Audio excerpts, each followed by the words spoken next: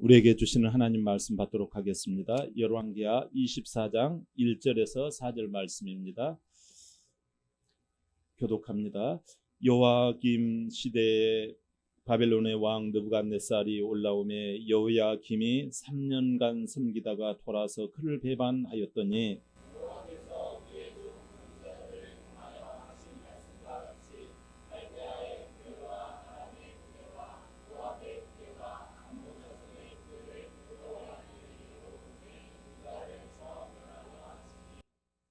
이 일이 유다의 임함은 곧 여호와의 말씀대로 그들을 자기 앞에서 물리치고자 하심이니 이는 므낫세에 지은 모든 죄 때문이며 또 그가 무죄한 자의 피를 흘려 그의 피가 예루살렘에 가득하게 하였음이라.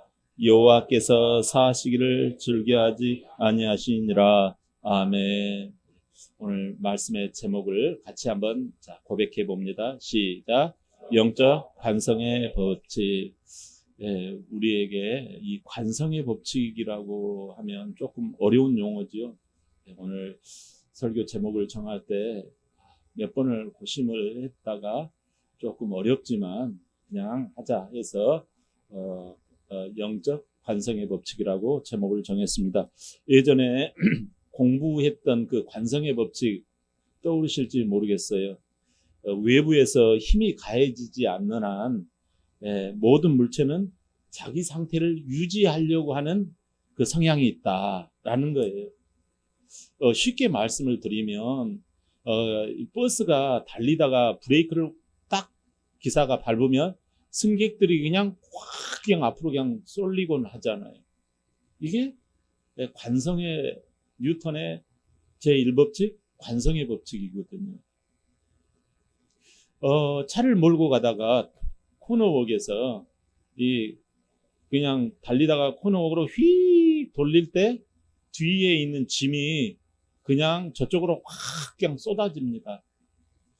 그러한 것을 이 관성의 법칙이라고 그래요. 이 쉽게 말하면 이 관이라고 하는 것은 습관관이잖아요. 관성. 이 습관대로 하려고 하는 그 모습이 있다. 이게 관성의 법칙이에요. 해오던 습관대로 이끌려진다라는 거예요. 그 습관이 미는 힘에 이끌려진다라는 거예요. 이게 관성의 법칙이에요.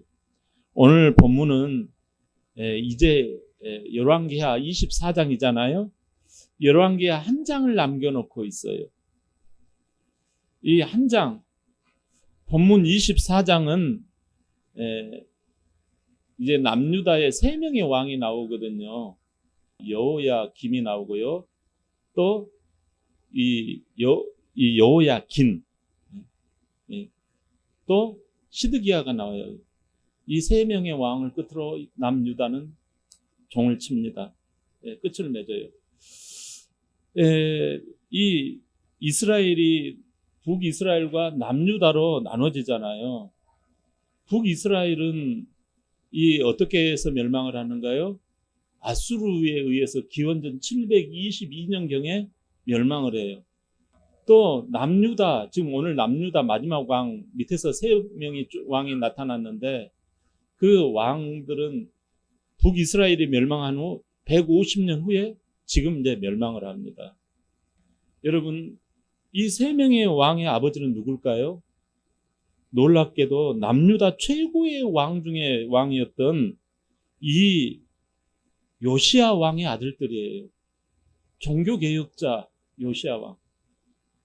여러분, 아버지가 죽자 이제 둘째 아들 여호아하스가 먼저 왕이 되어져요.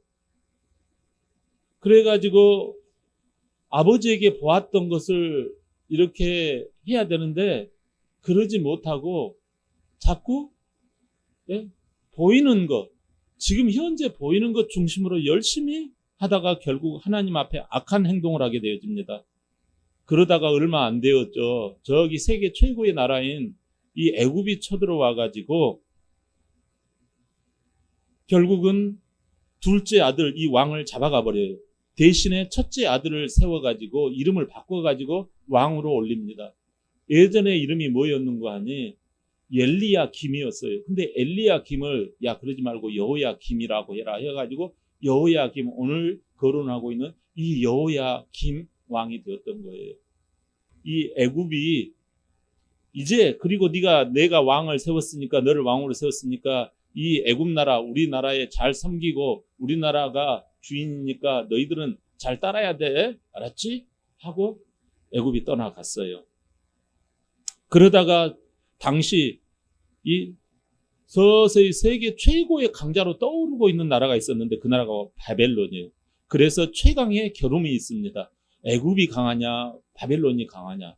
이 갈그미스 전쟁에서 이 바벨론이 이겨버립니다. 바벨론이 쳐들어와가지고 유다 왕 여호야김 왕한테 애굽을 섬길래 바벨론을 섬길래 하고 위협을 가해요. 그러니까 어떻게 합니까? 목숨이 두 개가 아니죠. 그가 어떻게 합니까?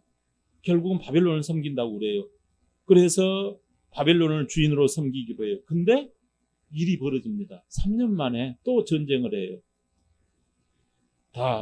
다시 2차 타이틀 매치가 있습니다. 애굽이 이기느냐 바벨론이 이기느냐. 그때 애굽이 승리했기 때문에 그 힘을 믿고 다시 바벨론을 멀리하고 애굽에 또 붙습니다. 여기서부터 남유다의 멸망의 문이 열리기 시작을 해요.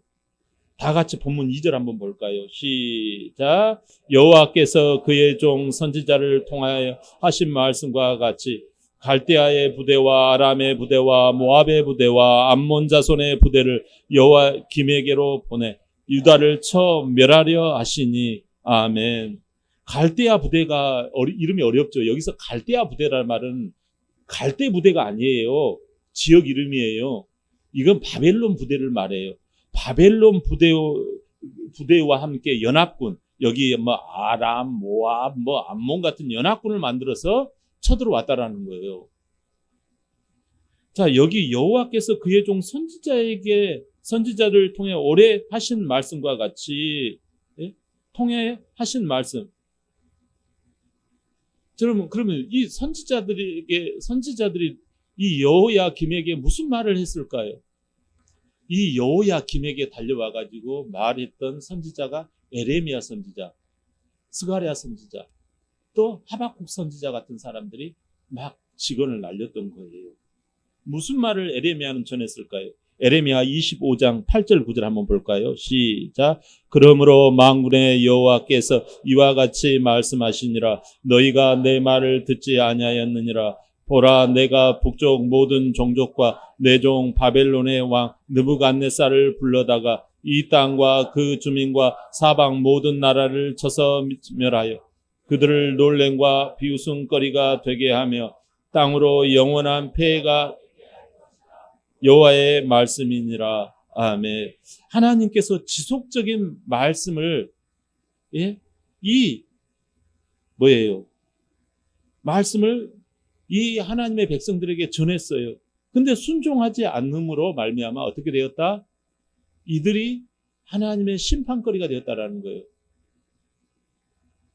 그래서 북쪽에 있는 아까 그 연합군들을 심지어 너를 때리러 오는 그걸 내 종이라고 하나님은 표현을 해요.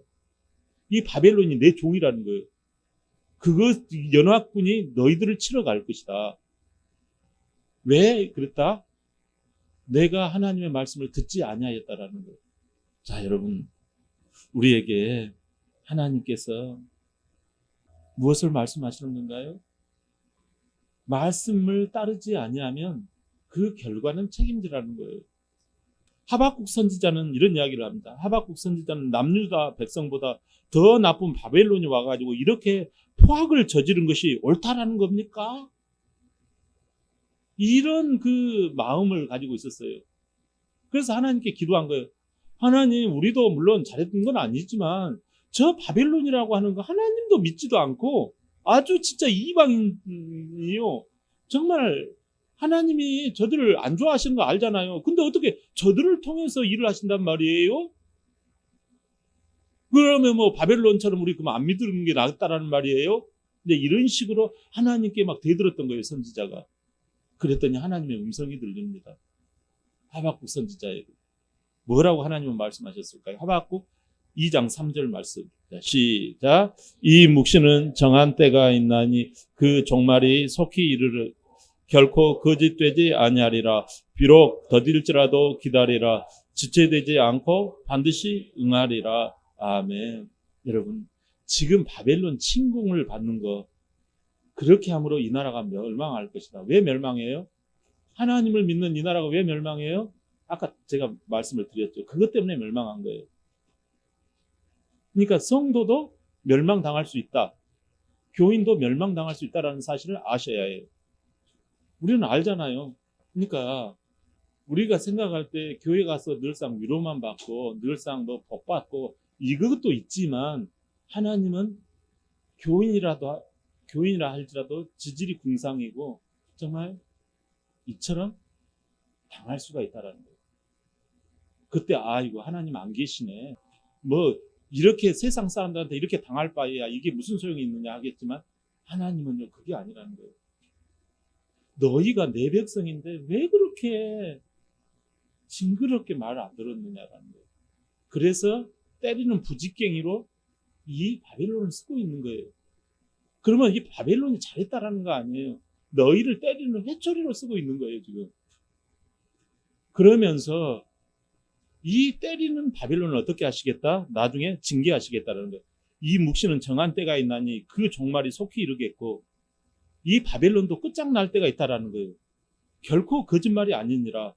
비록 더딜지라도 기다리라. 지체되지 않고 반드시 이 바벨론도 끝장내겠다라는 거예요.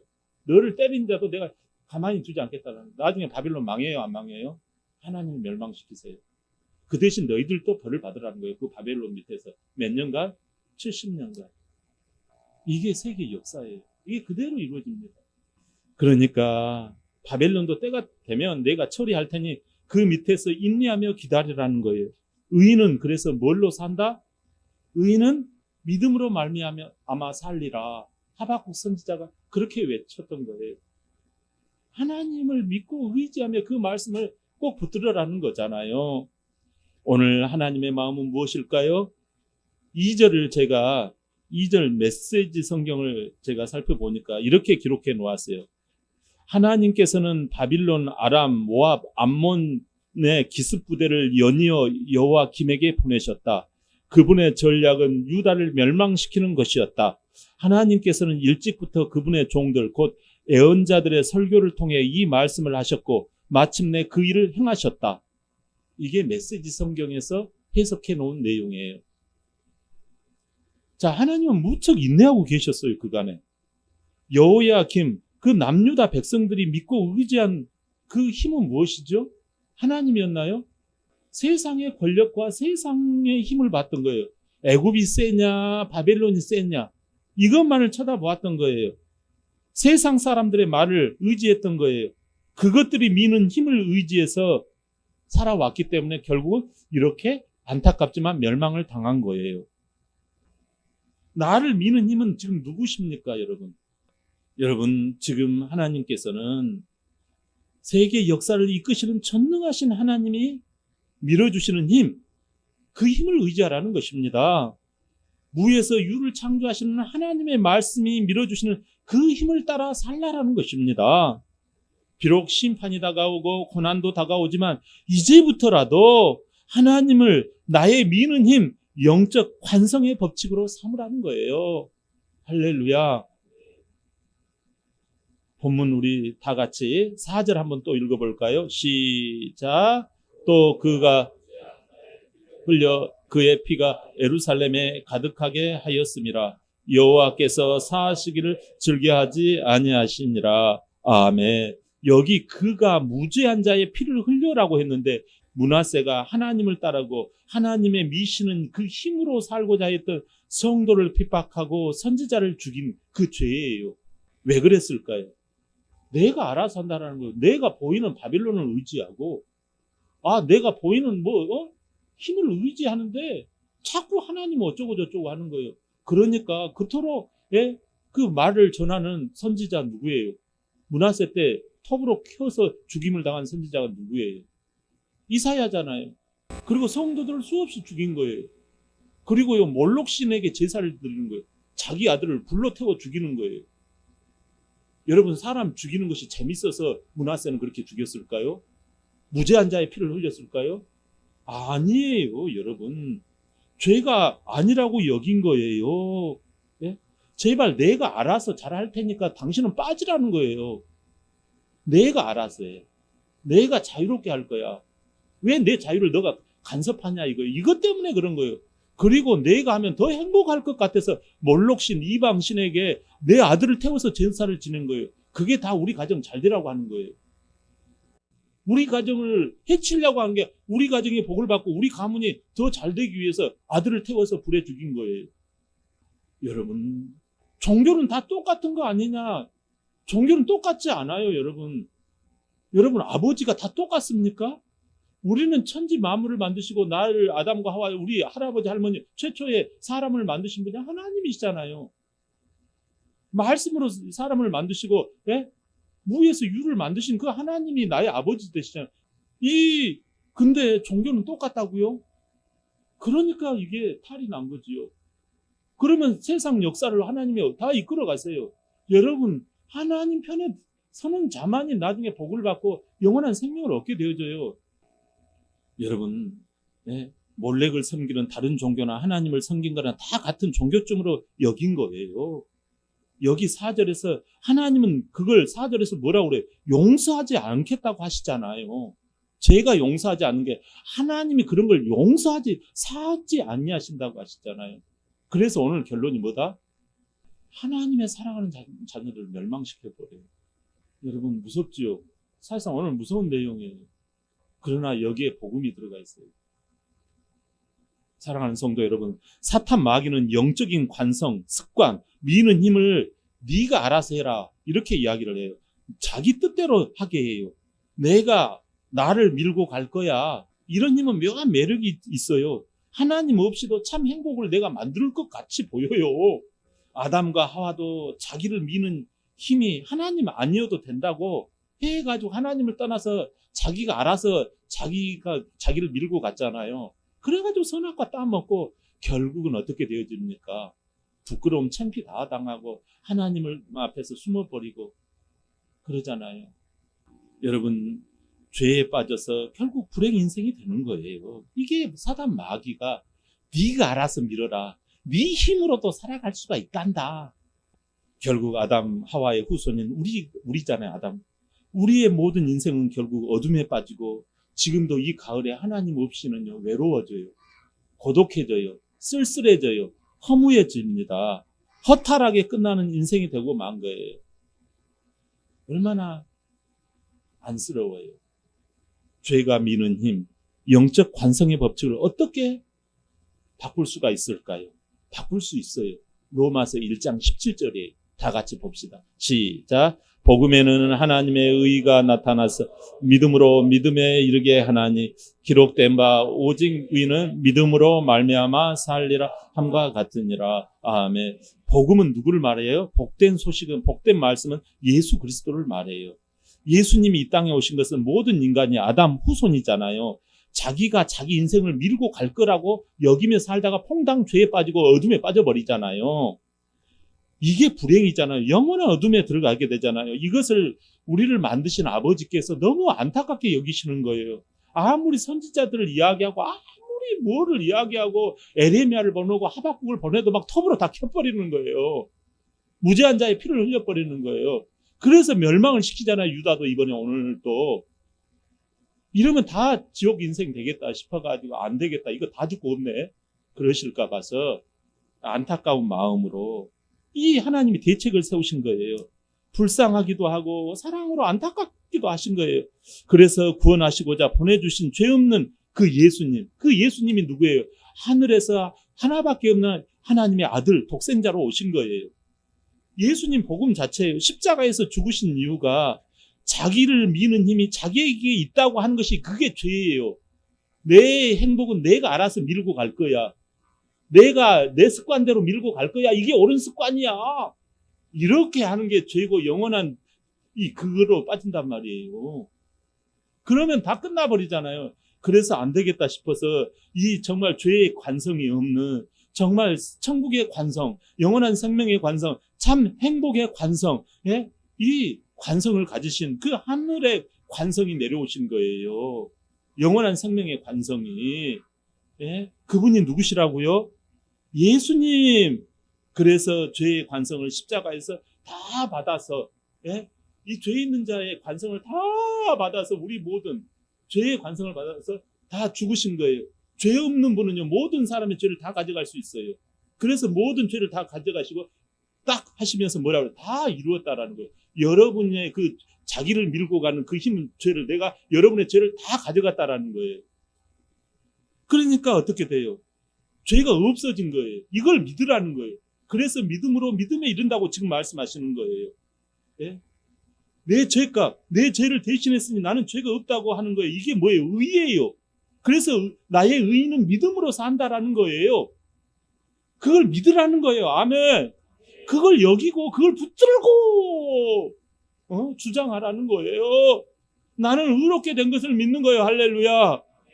예, 의롭게 되었을 뿐만 아니라 하나님의 아버지가 되고 나는 하나님의 자녀가 된 거예요.